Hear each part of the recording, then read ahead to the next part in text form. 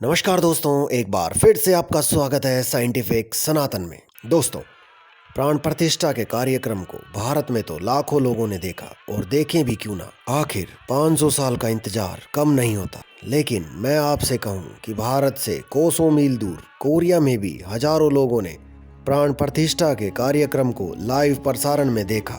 तो आप सोचेंगे इसमें कौन सी नई बात है, भारतीय आबादी हर देश में रहती है तो देख लिया होगा। लेकिन ऐसा नहीं है।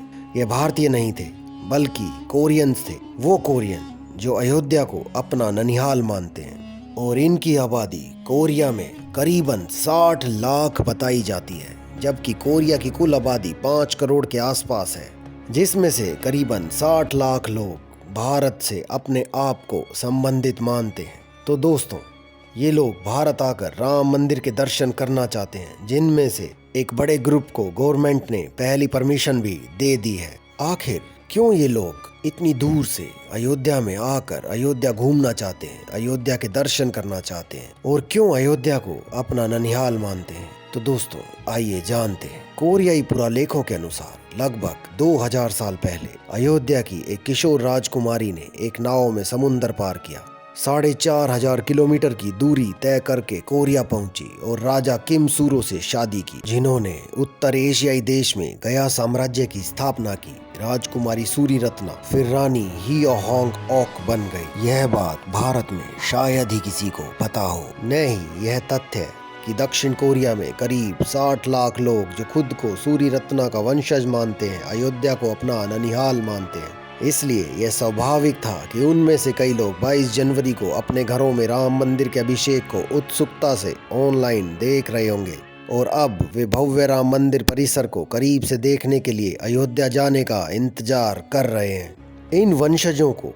करक कबीले के नाम से जाना जाता है, करक कलान के नाम से जाना जाता है, जिनमें से कई सदस्य हर साल रानी हियो होंग ओक के स्मारक पर रानी हियो मेमोरियल पार्क में श्रद्धांजलि अर्पित करने के लिए अयोध्या आते हैं, जिसे 2001 में उत्तर प्रदेश के बीच साझेदारी में अयोध्या में सरयू नदी के तट पर स्थापित किया गया था। कमाल की बात यह है दोस्तों कि 1997-98 से पहले भारत में किसी को भी कोरिया के साथ किसी भी प्रकार के रिश्ते के बारे में नहीं पता था। कोरिया से 1997-98 में आया एक दल जो कि अपने वंशजों को लेकर खोज पड़ताल करता हुआ कोरिया से भारत अयोध्या तक आ पहुंचा था। उनके भारत में आने के बाद इस बात का भारतीय लोगों को पता चला कि ऐसी भी कोई अयोध्या की बेटी थी जो यहाँ से चलकर कोरिया पहुंची और एक राजवंश की स्थापना की, और उनके वंशज आज भारत अपनी दादी को ढूंढते हुए आ पहुंचे हैं। तब कहीं जाकर इन चीजों की रिसर्च स्टार्ट हुई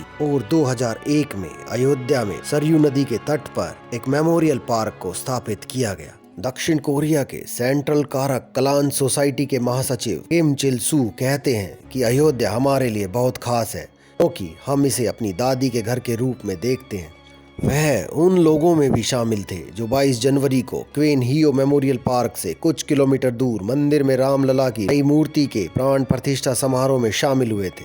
2000 वर्ग मीटर क्षेत्र में फैले इस पार्क में एक ध्यान कक्ष, रानी और राजा को समर्पित मंडप, रास्ते, एक फव्वारा, चित्र और ऑडियो वीडियो सुविधाएं हैं। मंडप विशिष्ट कोरियाई शैली में टाइल वाली ढलान वाली छत के साथ बनाए गए हैं। प्राचीन कोरियाई इतिहास ग्रंथ सेमगुक यूसा के अनुसार रानी हियो होंग ओक को गिम्हे हियो परिवारों की पूर्वज मां के रूप में सम्मानित किया जाता है। इनमें कहा गया है कि रानी 48 ईस्वी में अयुता से यानी कि अयोध्या से कोरिया आई थी। वह अभी भी कारक कबीले के गिम्हे हियो परिवारों की पूर्वज मां के रूप में पूजनीय है। एक्स पर एक पोस्ट में दक्षिण कोरियाई दूतावास ने भी 22 जनवरी को अभिषेक समारोह के लिए भारत को बधाई दी थी। यह स्थान रानी श्री रत्ना यानी कि हियो होंग ओक के बीच वैवाहिक संबंध के आधार पर कोरिया भारत संबंधों के लिए एक बड़ा प्रतीकात्मक महत्व रखता है। 2015 में प्रधानमंत्री नरेंद्र मोदी और दक्षिण कोरिया के पूर्व राष्ट्रपति मून जे इन ने स्मारक के विस्तार के लिए एक समझौता ज्ञापन पर हस्ताक्षर किए थे। दक्षिण कोरियाई प्रथम महिला किम जंग सूक ने 2018 में सौंदर्यीकरण कार्य के उद्घाटन में भाग लिया और 2019 में 25 रुपए और 5 रुपए के डाक टिकट भी भारत के द्वारा जारी किए गए थे। भारतीय राजनयिक एन पार्थसारथी, जिन्होंने दक्षिण कोरिया में राजदूत के रूप में कार्य किया, ने सूरी रत्ना के जीवन पर आधारित एक उपन्यास भी लिखा है।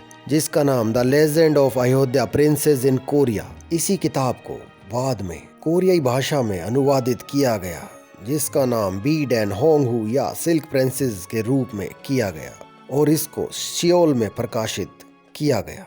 तो दोस्तों, देखा आपने कैसे श्री राम की नगरी अयोध्या भारत ही नहीं बल्कि संसार की अलग अलग जगहों पर अपना महत्व रखती है, जो भारतीय संस्कृति को और भी गौरवशाली बनाती है। तो दोस्तों, कैसा लगा आपको आज का ये वीडियो? कमेंट सेक्शन में अपने विचारों को शेयर करके जरूर बताएं व वीडियो को लाइक और सब्सक्राइब करें। धन्यवाद।